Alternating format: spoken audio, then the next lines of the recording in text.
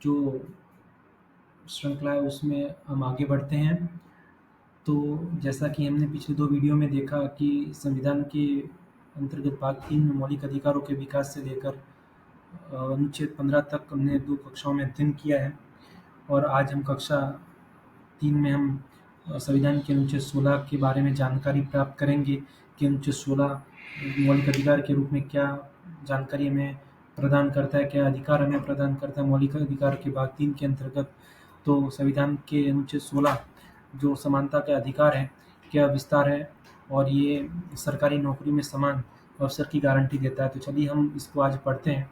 तो अनुच्छेद 16 भारतीय संविधान में समानता के अधिकार का विस्तार है जो सरकारी नौकरियों में समान अवसर की गारंटी देता है। यह सुनिश्चित करता है कि सभी नागरिकों को सरकारी रोजगार में समान अवसर मिले और कोई भेदभाव न हो। अनुच्छेद 16 की अगर हम सरल व्याख्या करें तो अनुच्छेद 16 एक जो कहता है सभी नागरिकों को किसी सार्वजनिक या अर्थात सरकारी पद या नियुक्ति के संबंध में समान अवसर मिलेगा। अनुच्छेद 16 एक कहता है उदाहरण के लिए केंद्र या राज्य सरकार की नौकरियों के लिए सभी नागरिक पात्र होंगे चाहे वे किसी भी धर्म, जाति या क्षेत्र के हो। उसके बाद आगे हम देखें तो 16(2) कहता है कि धर्म, जाति, लिंग, जन्म स्थान, भाषा आदि के आधार पर सरकारी नौकरी में कोई भेदभाव नहीं किया जाएगा। उदाहरणतः कोई भी व्यक्ति केवल इसीलिए सरकारी नौकरी से वंचित नहीं किया जा सकता क्योंकि वह किसी विशेष धर्म या जाति का है।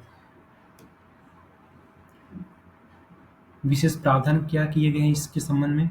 आरक्षण की अनुमति है। संविधान यह भी मानता है कि सभी को समान अवसर देने के लिए कुछ कमजोर वर्गों को विशेष सहायता आरक्षण की जरूरत हो सकती है, इसलिए अनुच्छेद 16 में कुछ अपवाद भी दिए गए हैं।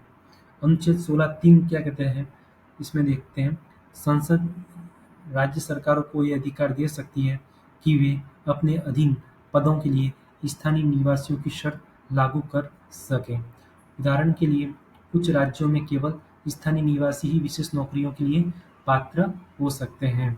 कई राज्य ऐसे हैं भारत में जो अपने यहाँ पे निकलने वाली नौकरियों में स्थानीय निवासी के लिए आरक्षित रखती है। तो अनुच्छेद 16(3) जो है सरकारी नौकरियों में जो है स्थानीय निवास की शर्त लागू करने के लिए निर्देश देता है। उसके बाद अनुच्छेद 16(4) क्या कहता है कि राज्य सरकारें पिछड़े वर्गों के लिए जो सरकारी सेवा में पर्याप्त प्रतिनिधित्व रखते हैं आरक्षण की व्यवस्था कर सकती है। 16(4) कहता है कि राज्य सरकारें पिछड़े वर्गों के लिए जो सरकारी सेवा में अपर्याप्त प्रतिनिधित्व रखते हैं आरक्षण की व्यवस्था कर सकती है। उदाहरण के लिए एससी, एसटी, ओबीसी के लिए सरकारी नौकरियों में आरक्षण। अनुच्छेद 16(4)(a) ये संविधान में संशोधन के तहत जोड़ा गया था। तो इसमें क्या जोड़ा गया इस बात को हम जानते हैं। अनुच्छेद 16(4)(a) को 77वें संविधान संशोधन 1995 द्वारा जोड़ा गया। इसमें यह कहा गया कि एससी और एसटी को पदोन्नति में आरक्षण की अनुमति देना 77वें संविधान संशोधन द्वारा। अनुच्छेद 16(4)(b) को जो है यह 81वें संविधान संशोधन द्वारा 2000 में जोड़ा गया।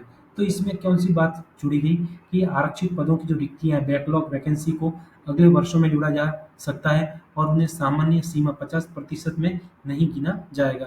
तो अनुच्छेद 16(4)(a) अनुच्छेद 16(4)(b) 16(4)(a) को 77वें और 16(4)(b) को 81वें संविधान संशोधन द्वारा संविधान में जोड़ा गया। जो किन किन बातों का उल्लेख करते हैं वो मैंने आपको भी यहाँ पे बताया। अनुच्छेद 16(6) क्या कहता है कि आर्थिक रूप से कमजोर सामान्य वर्ग ईडब्ल्यूएस को 10% आरक्षण की अनुमति प्रदान करता है। जोड़ा गया क्या इसमें, कब, और ये 103वें संविधान संशोधन द्वारा 2019 में जोड़ा गया अनुच्छेद 16(6) को। महत्वपूर्ण केस जो है अनुच्छेद 16 से संबंधित है तो वो हमें यहाँ पे जानकारी मिलती है। Indira Sahni case 1992 supreme court ने कहा कि आरक्षण 50% से अधिक नहीं होना चाहिए कुछ अपवादों को छोड़कर। पदोन्नति में आरक्षण नहीं मिलेगा। बाद में 16(4)(a) जोड़ा गया। उसके बाद देखें संक्षेप में कि अनुच्छेद 16 के जो उपअनुच्छेद है वो क्या क्या प्रावधान करते हैं, संक्षेप में जानकारी आपको वापस दे देते हैं। अनुच्छेद 16 एक कहता है सभी नागरिकों को सरकारी नौकरी में समान अवसर मिलेगा। 16(2) कहता है धर्म, जाति, लिंग, वंश आदि के आधार पर भेदभाव वर्जित करता है। 16(3) कहता है निवास स्थान के आधार पर कुछ नौकरियों में छूट। 16(4) में पिछड़े वर्गों के लिए आरक्षण SC, ST, OBC। 16(4)(a) 77वें संविधान संशोधन द्वारा SC, ST पदोन्नति में आरक्षण को जोड़ा गया। 16(4)(b) को 81वें संविधान संशोधन द्वारा संविधान में जोड़ा गया। रिक्त आरक्षित पदों को अगले सालों में जोड़ा जा सकता है। और 16(6) 103वें संविधान संशोधन द्वारा 2019 को जोड़ा गया। आर्थिक रूप से कमजोर वर्ग के लिए 10% आरक्षण की व्यवस्था करता है। उसके बाद अनुच्छेद 17 को हम अगर पढ़े तो अनुच्छेद 17 में यह कहता है कि भारतीय संविधान में कि अस्पृश्यता को समाप्त किया जाए। तो अनुच्छेद 17 को हम अगर देखें तो अनुच्छेद 17 भारतीय संविधान का एक महत्वपूर्ण और ऐतिहासिक अनुच्छेद है जो भारत में समाज सुधार की दिशा में एक ठोस कदम है। यह अनुच्छेद अछूत प्रथा अनटचेबिलिटी को समाप्त करता है और उसे कानूनी अपराध घोषित करता है। अनुच्छेद 17 की जो मूल भाषा है अस्पृश्यता को समाप्त किया जाता है और उसका कोई भी रूप अपराध होगा जो कानून द्वारा दंडनीय होगा। सरल शब्दों में अर्थ समझे तो अस्पृश्यता पर पूर्ण प्रतिबंध लगाया गया। अनुच्छेद 17 के तहत कोई भी व्यक्ति, समुदाय या संस्थान किसी अन्य व्यक्ति को छूने से मना नहीं कर सकती या उसके साथ भेदभाव नहीं कर सकती। अगर कोई ऐसा करता है तो एक अपराध क्राइम माना जाएगा और उसे सजा दी जाएगी। क्या है अस्पृश्यता? आइए हम इसको समझते हैं। ये एक सामाजिक बुराई है थी जिसमें कुछ जातियों, मुख्यतः दलितों, को समाज के दूसरे हिस्सों से अलग और निम्न माना जाता था। उन्हें मंदिरों में प्रवेश नहीं करने दिया जाता था। कुएं या तालाब से पानी नहीं भरने दिया जाता था। स्कूल, होटल, सार्वजनिक स्थानों में जाने से रोका जाता था। अनुच्छेद 17 ने इस अमानवीय प्रथा को समाप्त कर दिया। कानूनी कार्रवाई क्या है? इस अनुच्छेद को लागू करने के लिए संसद ने एक विशेष कानून बनाया जिसे अत्याचार निवारण अधिनियम the protection of civil rights act 1955। यह कानून कहता है कि अस्पृश्यता से संबंधित कोई भी दंडनीय अपराध है, अस्पृश्यता से संबंधित कोई भी कार्य जो है दंडनीय अपराध है। दोषी व्यक्ति को जेल और जुर्माना दोनों हो सकता है। यह इस एक्ट के प्रमुख प्रावधान थे। SC, ST अत्याचार निवारण अधिनियम 1990 क्या कहता है? यह और भी सख्त कानून है जो अनुसूचित जाति और जनजाति के खिलाफ किसी भी प्रकार के अत्याचार को रोकने के लिए बनाया गया। अगर हम इसकी महत्व की बात करें तो यह सामाजिक समानता की दिशा में संविधान की नैतिक प्रतिबद्धता को दर्शाता है। दूसरा, यह भारत को एक समानतावादी समाज बनाने की ओर ले जाता है। डॉक्टर भीमराव अम्बेडकर ने इस संविधान में शामिल कराने में विशेष भूमिका निभाई थी। अनुच्छेद 17 की विशेषताओं को अगर देखें तो इसका उद्देश्य क्या है? अस्पृश्यता को समाप्त करना। किस पर लागू होता है? पूरे भारत में लागू होता है। अधिकार किसको मिला? सभी व्यक्तियों को, विशेषकर दलितों को। उल्लंघन पर कानूनी दंड और जेल और जुर्माना दोनों। समर्थन कानून क्या है? नागरिक अधिकार संरक्षण अधिनियम 1955 और SC, ST अधिनियम 1989। अनुच्छेद 18 की बात को हम देखते हैं। अनुच्छेद 18 क्या कहता है? अनुच्छेद 18 भारतीय संविधान का एक ऐसा अनुच्छेद है जो समानता के अधिकार को आगे बढ़ाते हुए उपाधियों पर रोक लगाता है। मतलब अनुच्छेद 18 आए तो समाज ने कहा कि उपाधियों का अंत। इसका उद्देश्य है कि कोई भी व्यक्ति कृत्रिम ऊंच नीच के आधार पर समाज में विशेष दर्जा न पा सके।